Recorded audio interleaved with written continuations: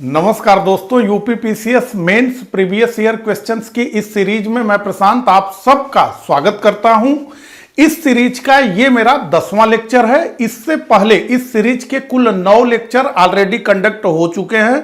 मुझे उम्मीद है कि आप सब ने उन सभी लेक्चर्स को एक क्रम से देख लिया होगा, और जिन लोगों ने अभी तक सभी लेक्चर्स को नहीं देखा है वो इस चैनल पे चले जाएं। वहां उनको UP PCS mains previous year solve paper के नाम से एक प्लेलिस्ट मिलेगी।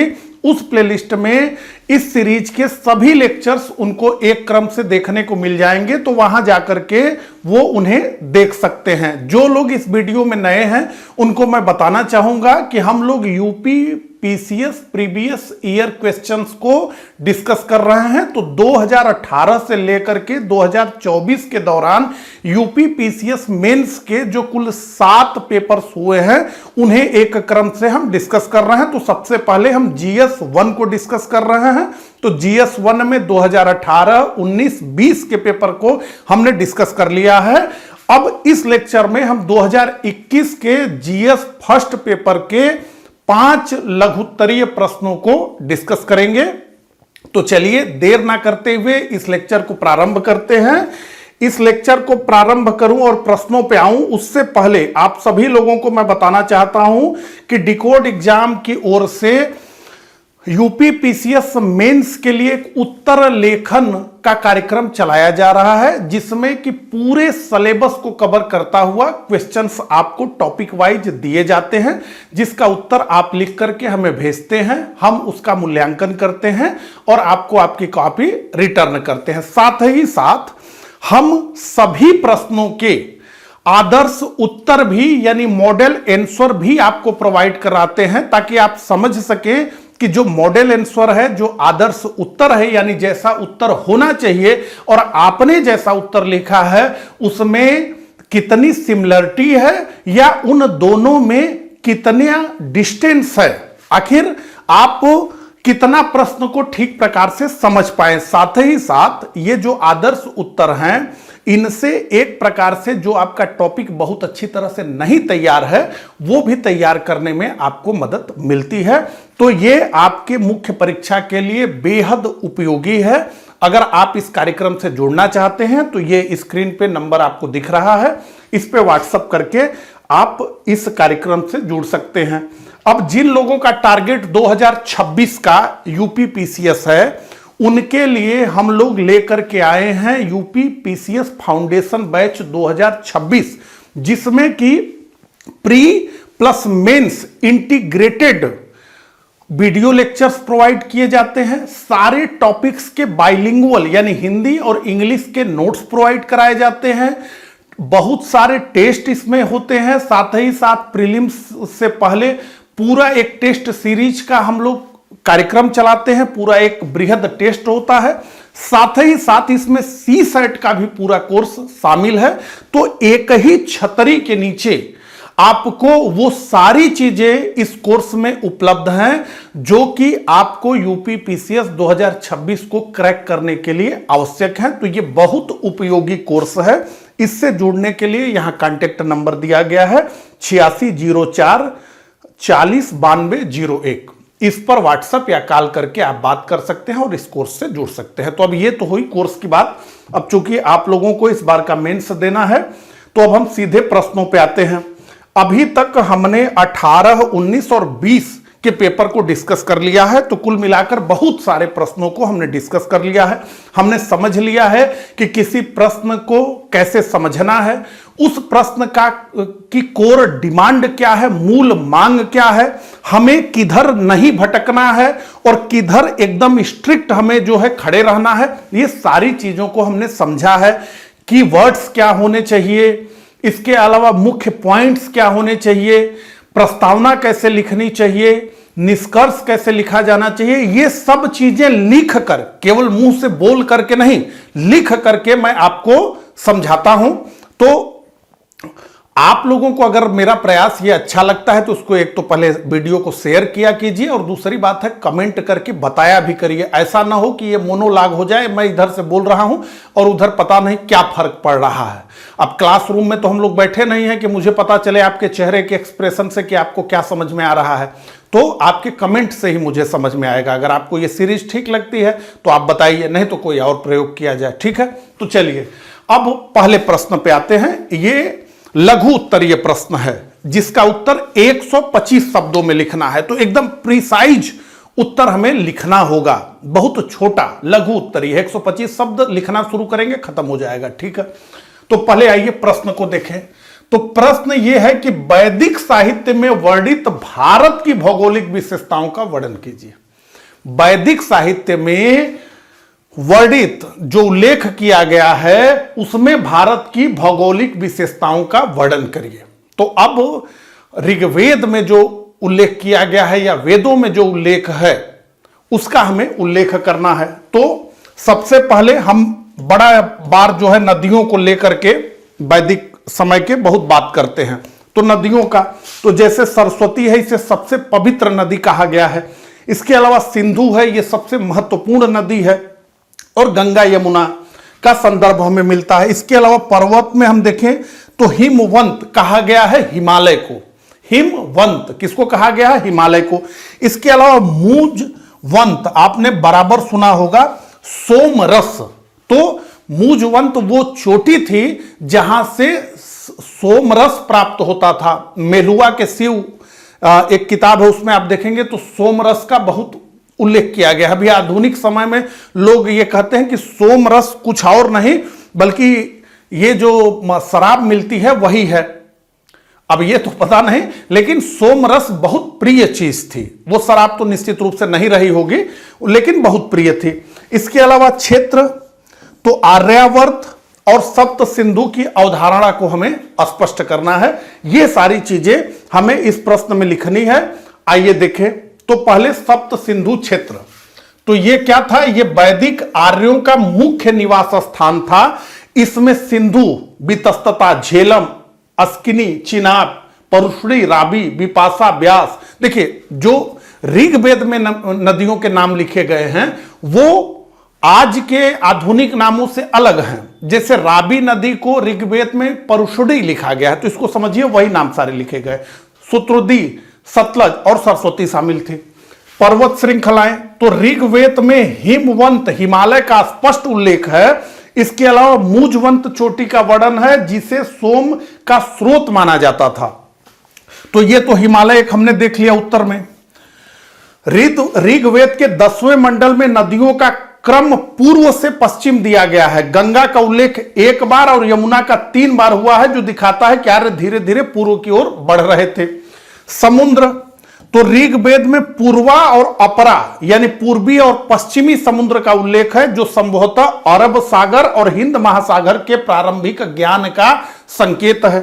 और मरुस्थल, तो मरुस्थल के लिए धन्व शब्द का प्रयोग किया गया है, जो राजस्थान के रेगिस्तानी क्षेत्रों की उपस्थिति को दर्शाता है। अब यही सारी चीजें यहां पे इंग्लिश में दी गई है। तो मैंने जैसा कि आपको कहा कि अब इंग्लिश और हिंदी दोनों में, अब चूंकि इंग्लिश में बहुत हम डिस्क्राइब नहीं करेंगे, ये पीपीटी जिसके पास रहेगी वो इससे जो है वो कर लेगा। तो सारी चीज वही लिखी गई है। River, mountain region, analytical trap to avoid, the question is about geography as a described in the text, यानी वैदिक साहित्य में avoid drifting into discussion of Vedic society, religion, politics, इन सब चीजों की बात नहीं करनी है हमें। ठीक है, तो Sapta Sindhu region, mountain region, river, नदी स्तुति, shloka, knowledge of the sea जो हमने कहा, पूर्वा और अपरा, और डिजर्ट जो धनवा की बात की, वो सारी चीजें इसमें दी गई हैं। अब आइए, अब आदर्श उत्तर की तरफ बढ़े। तो सबसे पहले तो प्रस्तावना बहुत अच्छी होनी चाहिए, जो मैं बार बार कहता हूं। तो प्रस्तावना देखें। वैदिक साहित्य विशेषकर ऋग्वेद प्राचीन भारत की भौगोलिक स्थिति का प्रामाणिक विवरण प्रस्तुत करता है। इस साहित्य के अनुसार वैदिक सभ्यता का प्रसार मुख्य रूप से उत्तर पश्चिम भारत के सप्त सिंधु प्रदेश में था। अब भौगोलिक विशेषताएं हमें बतानी है। तो नदी तंत्र, नदी स्तुति सूक्त में 21 नदियों का वर्णन है। सिंधु आर्यों की सबसे महत्वपूर्ण नदी थी, जबकि सरस्वती को नदी तमा सबसे पवित्र कहा गया है। ये सारी चीजें फैक्ट्स में हम लोग पढ़ते हैं, उसका प्रयोग कैसे करना है वही हम सीख रहे हैं।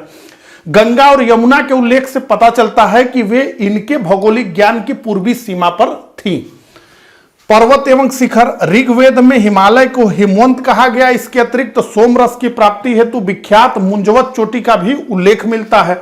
समुद्र और मरुस्थल, तो ऋग्वेद में समुद्र संभवतः अरब सागर और धन्व मरुस्थल का संदर्भ मिलता है।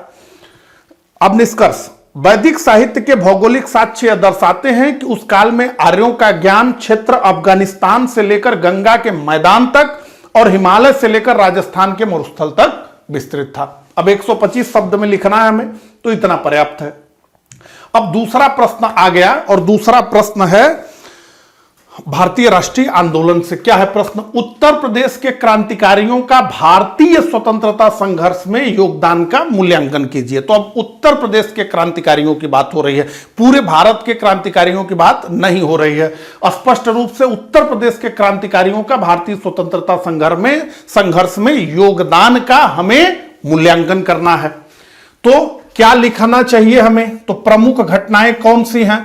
तो घटनाओं की बात करें तो काकोरी ट्रेन एक्शन, जिसको काकोरी कांड कहा जाता था, तो यह हुआ कि कांड अपमानजनक शब्द है, अब इसका नाम जो है बदल दिया गया। तो काकोरी ट्रेन एक्शन बहुत महत्वपूर्ण है। इसके बाद अल्फ्रेड पार्क प्रयागराज में जो चंद्रशेखर आजाद अंग्रेजों से लड़ते हुए वीर गति को प्राप्त हुए, उसका उल्लेख। प्रमुख व्यक्तित्व कौन कौन से थे? तो सबसे महत्वपूर्ण चंद्रशेखर आजाद, राम प्रसाद बिस्मिल, अशफाक उल्लाह खान, सचिंद्रनाथ सान्याल, बटुकेश्वर दत्त आदि का हमें उल्लेख करना है। महिला योगदान, तो दुर्गा भाभी, इनके बारे में आप लोग कमेंट में बताएंगे। क्या नहीं लिखना है? ध्यान से, केवल सामान्य स्वतंत्रता सेनानियों, अहिंसकों का इसमें उल्लेख नहीं करना है। भले ही राष्ट्रीय आंदोलन के गर्मपंथी भी, उनका उल्लेख नहीं करना है। फोकस हमें क्रांतिकारियों पर रखना है। इसके अलावा 1857 के विद्रोह के बारे में हमें नहीं लिखना है। हमें 20वीं सदी के क्रांतिकारी राष्ट्रवाद पर अधिक ध्यान देना है। 1857 की क्रांति का तो उल्लेख ही नहीं करना है, ठीक है।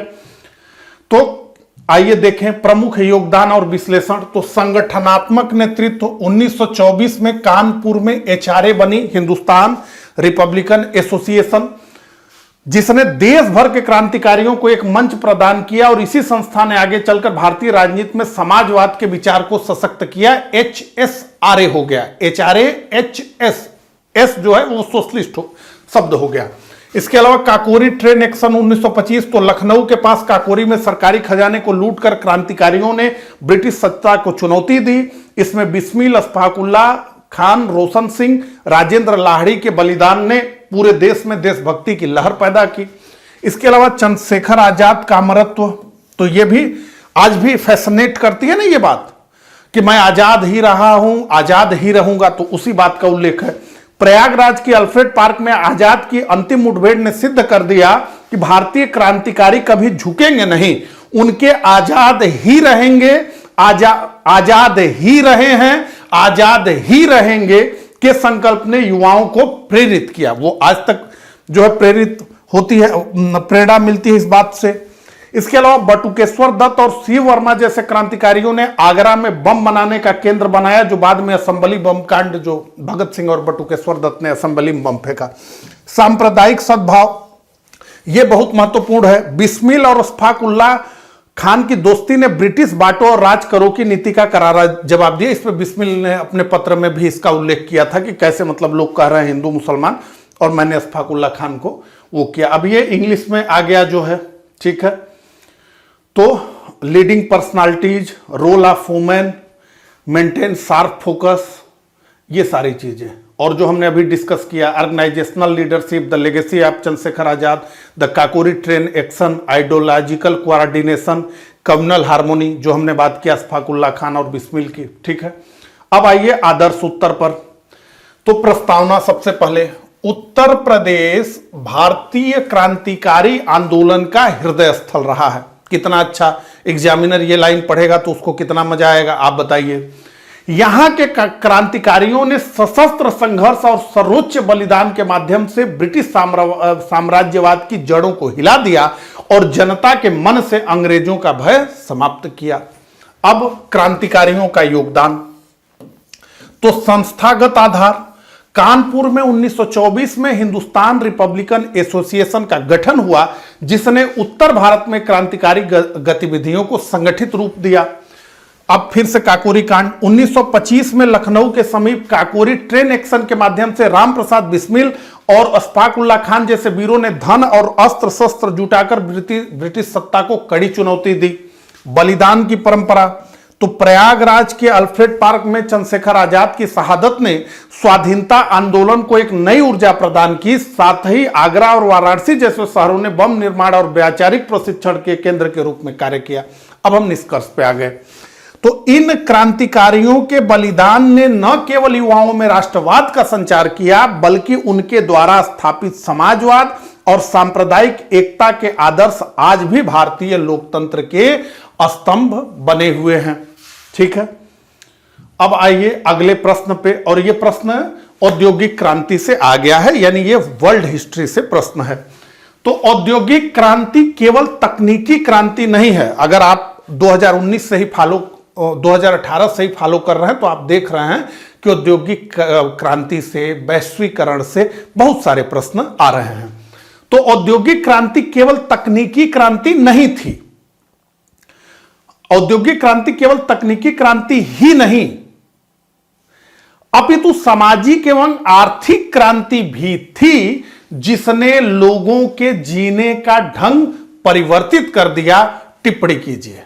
तो यहां कहा जा रहा है कि तकनीकी क्रांति तो थी, लेकिन इसके साथ साथ वो सामाजिक और आर्थिक क्रांति भी थी, जिसने लोगों के जीवन जीने के तरीके को परिवर्तित कर दिया। तो इसमें मुख्य चीजों को समझें। तो सबसे पहले तकनीकी पक्ष की बात कर लें, तो चरखे से स्पिनिंग जेनी तक का सफर, चरखा घर में चरखे से सूत काटने का, तो उसकी जगह मशीन आ गई, स्पिनिंग जेनी। और फिर घोड़े से रेलवे तक का सफर। इसके अलावा आर्थिक पक्ष की बात करें तो जो घरेलू उत्पादन हो रहा था, अब उसका अंत हो गया। अब फैक्ट्री सिस्टम की शुरुआत हुई। इससे क्या हुआ? पूंजीवाद का जन्म हुआ। इसके अलावा सामाजिक पक्ष की बात करूं तो गांवों का खाली होना और शहरों का बसना, शहरीकरण, नए सामाजिक वर्गों, अमीर मालिक जो मिल का मालिक है और गरीब मजदूर जो अपना श्रम बेचता है का उदय हो गया। अब क्या इसमें हम लिखें? तो तीनों आयामों को हमें इसमें लिखना है, यानी तकनीकी, आर्थिक, सामाजिक, सबको अलग अलग स्पष्ट हमें करना है। इसके अलावा पूंजीपति और श्रमिक जैसे शब्दों का प्रयोग करना है, जो हम उत्तर में प्रयोग करेंगे। जीवन शैली में आए बदलाव, जैसे समय की पाबंदी, तो जीवन शैली में क्या बदलाव आया? तो औद्योगिक क्रांति से पूर्व समय भगवान सूर्य के हिसाब से तय होता था, लेकिन औद्योगिक क्रांति के बाद समय फैक्ट्री की घंटी से तय होने लगा, और यही सबसे बड़ा बदलाव था। तो समय की पाबंदी, महिला बाल श्रम का उल्लेख, और क्या नहीं लिखना है? तो केवल आविष्कारों की सूची नहीं बनाना है ध्यान से। यह नहीं भूलना है कि इस क्रांति के कुछ नकारात्मक प्रभाव भी थे, बहुत से थे, जिसमें से कुछ का हम उल्लेख करेंगे। तो क्रांति के बहुआयामी प्रभाव, बहुआयामी यानी तकनीकी, सामाजिक, सब। तो तकनीकी क्रांति, हाथ के औजारों का स्थान शक्ति चलित मशीनों, स्टीम इंजन ने ले लिया। इसने उत्पादन की गति और पैमाने को कई गुना बढ़ा दिया। आर्थिक क्रांति, सामंतवाद से पूंजीवाद, तो उससे पहले औद्योगिक क्रांति से पहले सामंतवाद था, बड़े बड़े लैंड लॉर्ड्स थे। तो समाजवाद से पूंजीवाद की तरफ, यानी सामंतवाद से पूंजीवाद की तरफ धन का संचय बढ़ गया और बैंकिंग प्रणाली धीरे धीरे विकसित हुई। बाजार का वैश्वीकरण हुआ, स्थानीय बाजारों का स्थान अंतर्राष्ट्रीय व्यापार ने ले लिया, खूब उत्पादन हो रहा है। सामाजिक क्रांति कैसे? तो शहरीकरण, रोजगार की तलाश में आबादी का गांवों से शहरों की ओर पलायन हो रहा था क्योंकि वहां उन्हें रोजगार मिल रहा था। वर्ग संघर्ष, तो समाज में दो अस्पष्ट वर्गों में बंट गया।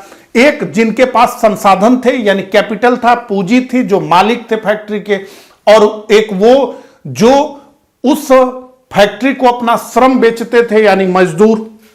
पारिवारिक ढांचा, तो संयुक्त परिवारों का विखंडन होना शुरू हुआ और महिलाएं व बच्चे भी कारखानों में काम करने लगे, जिससे पारिवारिक मूल्य बदल गए।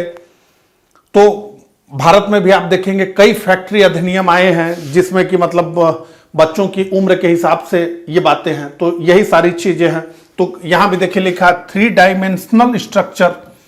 इसके अलावा प्रिसाइज टर्मिनोलॉजी जो हमने बात किया, impact on life style, avoid simple list, तो लिस्टिंग हमें नहीं करनी है कि ये आविष्कार हुआ, ये आविष्कार हुआ, ये सब हमें नहीं करना, यही हमने देखा था।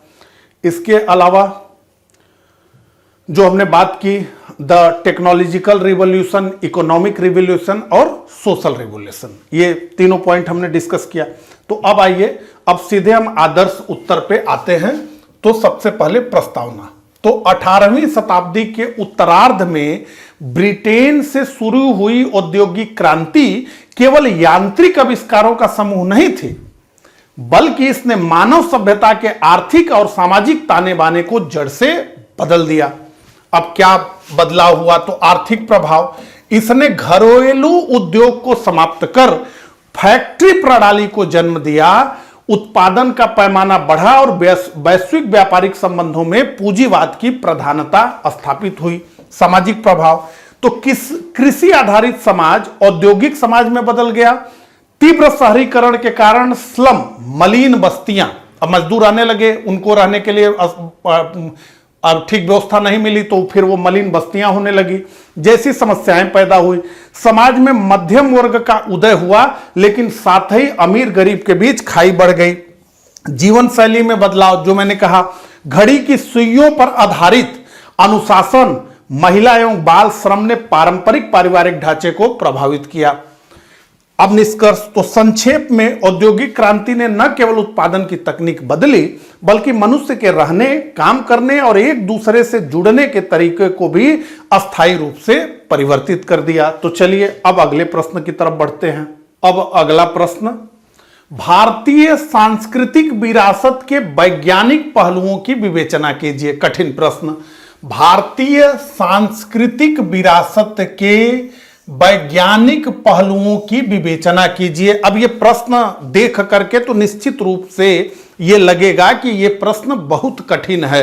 तो प्रश्न को समझना सबसे पहली चुनौती होती है। अभी तक जिन प्रश्नों को हमने देखा वो आसान थे, समझ में आ रहा था कि क्या इसमें हमें लिखना चाहिए, लेकिन अब देखिए भारतीय सांस्कृतिक विरासत के वैज्ञानिक पहलुओं की विवेचना कीजिए, थोड़ा सा कठिन लग रहा है। तो आइए समझें कि इसमें क्या क्या चीजें हम लिखेंगे और इसको कैसे हम ठीक प्रकार से समझेंगे। तो देखिए भारत की सांस्कृतिक विरासत, अब हमें एकदम पीछे जाना है, तो वो अंधविश्वास पर नहीं बल्कि निरीक्षण और प्रयोग पर आधारित थी। अब इसमें हम गणित की बात करेंगे, खगोल विज्ञान की बात करेंगे, धातु विज्ञान की बात करेंगे, आयुर्वेद की बात करेंगे, यानी विविध क्षेत्रों की हम बात करेंगे। इसमें कुछ उदाहरण हम देंगे, जैसे दिल्ली का लौह स्तंभ जो बिना उसमें जंग नहीं लगा, आर्यभट्ट की गणनाएं, हमारे वैज्ञानिक सोच का गौरव, ये सारी चीजें।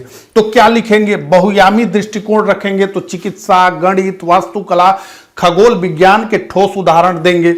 विशिष्ट नाम जैसे सुश्रुत, जिन्हें फादर ऑफ सर्जरी कहा जाता है, आर्यभट्ट, वराहमिहिर, इन विद्वानों का उल्लेख करेंगे, इन ऋषियों का उल्लेख करेंगे।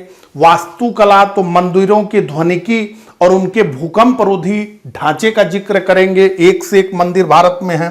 क्या नहीं लिखेंगे? तो पौराणिक कथाओं का वर्णन नहीं करना है इसमें, और उत्तर को बहुत धार्मिक भी नहीं बनाना है हमें।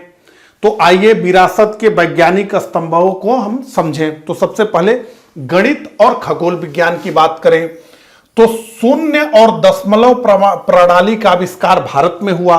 आर्यभट्ट ने पृथ्वी की परिधि और सौर वर्ष की सटीक गणना की, जो आधुनिक विज्ञान के बहुत प्रतीक है। जब पश्चिम ये कहता था कि हमारी जो पृथ्वी है वो चपटी है, तब भारतीय पंचांग खगोल विज्ञान की मदद से हमें सूर्य और चंद्र ग्रहण की सटीक भविष्यवाणी करता था। तो ये सारी चीजें, चिकित्सा विज्ञान की बात करें तो चरक और सुश्रुत ने आयुर्वेद और शल्य चिकित्सा की नींव रखी। सुश्रुत को प्लास्टिक सर्जरी का जनक माना जाता है, आप जानते हैं इस बात को, और यह मान्य बात है। धातु विज्ञान, दिल्ली के महरौली में स्थित लौह स्तंभ 1600 वर्षों से बिना जंग लगे खड़ा है। तो आप समझिए कि कितना उन्नत धातु विज्ञान का ज्ञान था उस समय। वास्तुकला, कोणार्क का सूर्य मंदिर, अब आप समझिए कोणार्क का जो सूर्य मंदिर है वो मतलब कितनी जबरदस्त इंजीनियरिंग है उसमें। या तंजाउर का बृहदेश्वर मंदिर न केवल कला के नमूने हैं बल्कि उनके निर्माण में प्रकाशिकीय, कैसे प्रकाश का वितरण होगा, कैसे मंदिर में प्रकाश आएगा, ये सारी चीजें। प्रकाशिकी और संरचनात्मक इंजीनियरिंग का अनूठा प्रयोग है कि कैसे लोड बेयरिंग स्ट्रक्चर बनाया जाएगा। योग और प्राणायाम, हम लोग जानते हैं यह केवल व्यायाम नहीं बल्कि शरीर क्रिया विज्ञान और मानसिक स्वास्थ्य का एक गहन विज्ञान है जिसे आज पूरी दुनिया स्वीकार कर रही है।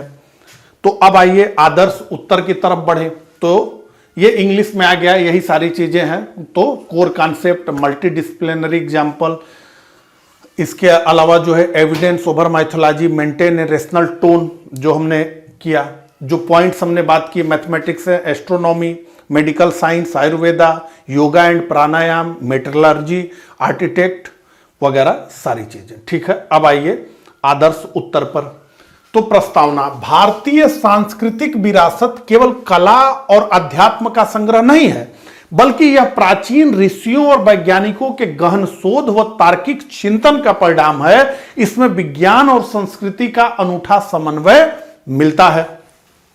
तो अब वैज्ञानिक पहलुओं पर सीधे आते हैं। गणित एवं खगोल, भारत ने विश्व को शून्य, दशमलव प्रणाली और बीज गणित का ज्ञान दिया। आर्यभट्ट और ब्रह्मगुप्त जैसे विद्वानों ने ग्रहों की गति और गुरुत्वाकर्षण के प्रारंभिक सिद्धांतों को स्पष्ट किया। धातु विज्ञान, प्राचीन भारत की उन्नत कुपोलेशन और ढलाई तकनीक का उदाहरण महरौली का जंग रहित लोह स्तंभ और नटराज की चोलकालीन कांस्य की प्रतिमाएं हैं। स्वास्थ्य विज्ञान, तो आयुर्वेद और योग रोकथाम और उपचार के वैज्ञानिक सिद्धांतों पर आधारित है।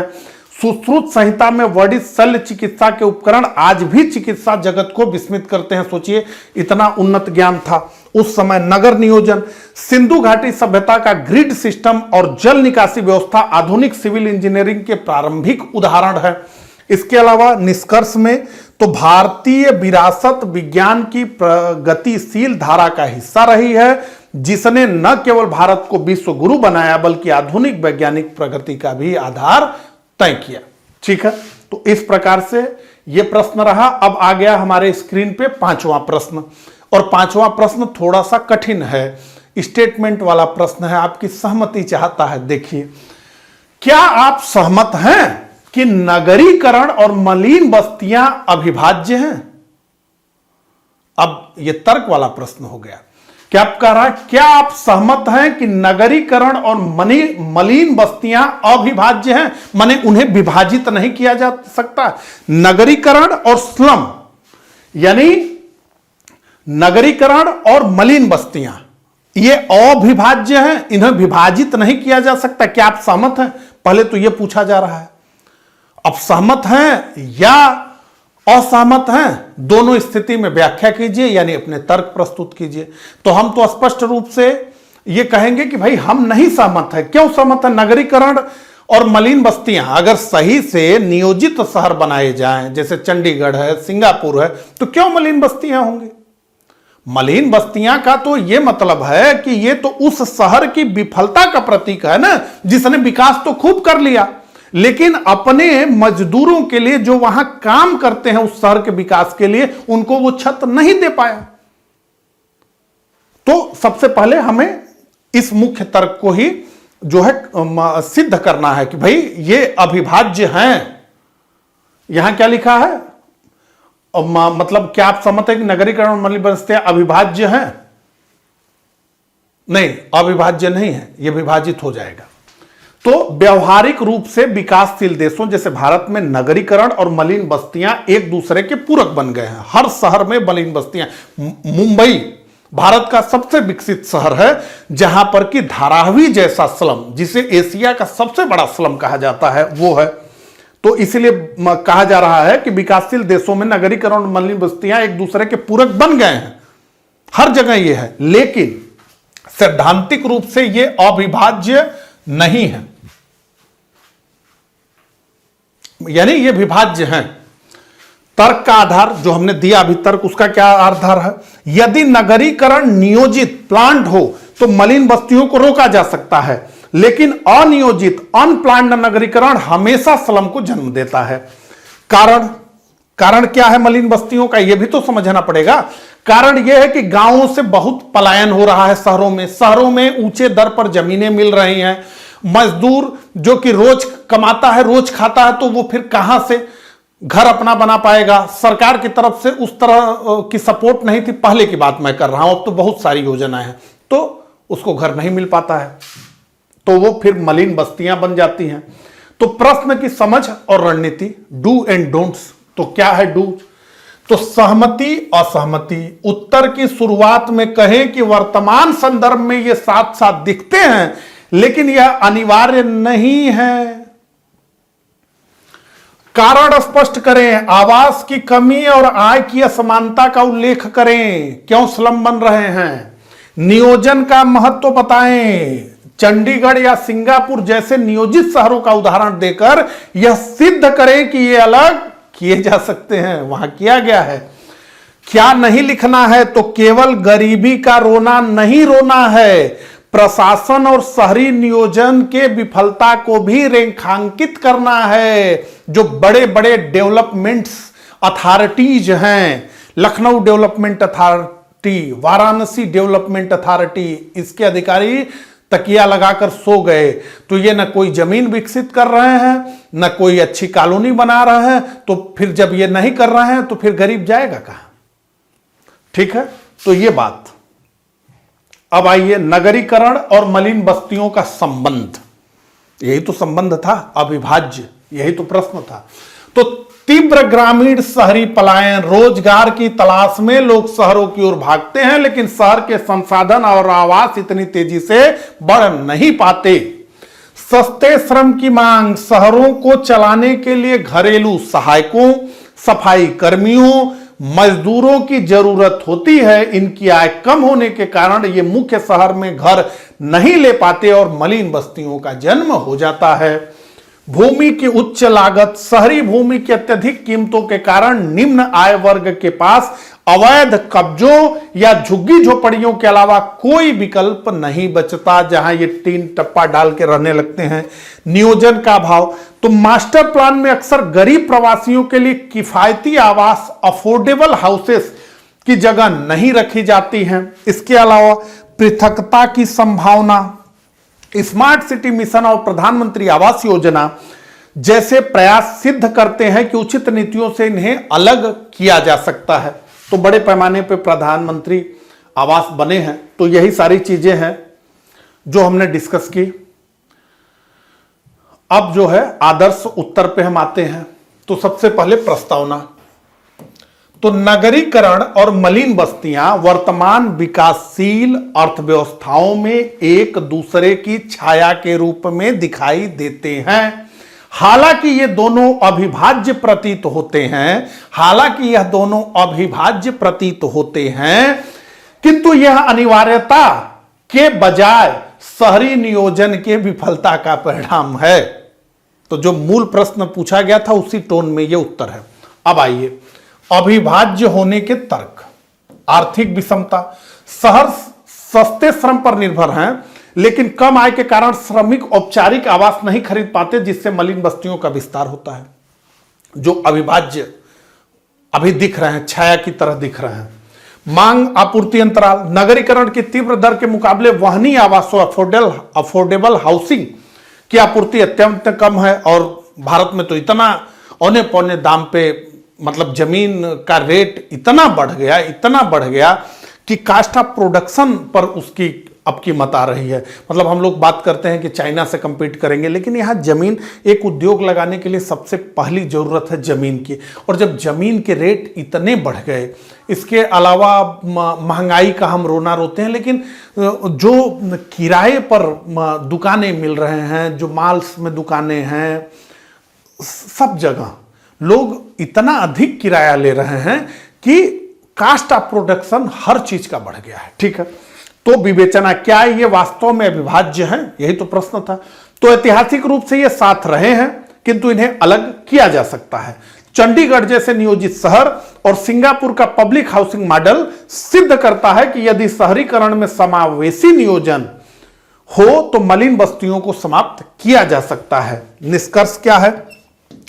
तो नगरीकरण और मलिन बस्तियां प्रकृति से अविभाज्य नहीं हैं। स्मार्ट सिटी और इन सीटू स्लम पुनर्विकास, यानी वहीं पर जहां वो रह रहे हैं वहीं पर उनको ऊंची ऊंची बिल्डिंग बना के बसा दिया जाए, जैसी नीतियों के माध्यम से हम एक स्लम मुक्त नगरीकरण के लक्ष्य को प्राप्त कर सकते हैं। तो इस प्रकार से 2021 जीएस फर्स्ट पेपर के कुल 5 लघु उत्तरीय प्रश्नों को हमने डिस्कस किया। मुझे कमेंट करके जरूर बताइए कि मेरा प्रयास आपको कैसा लगा। मिलता हूं इसी सीरीज के अगले लेक्चर में, तब तक के लिए आप सभी को नमस्कार, धन्यवाद।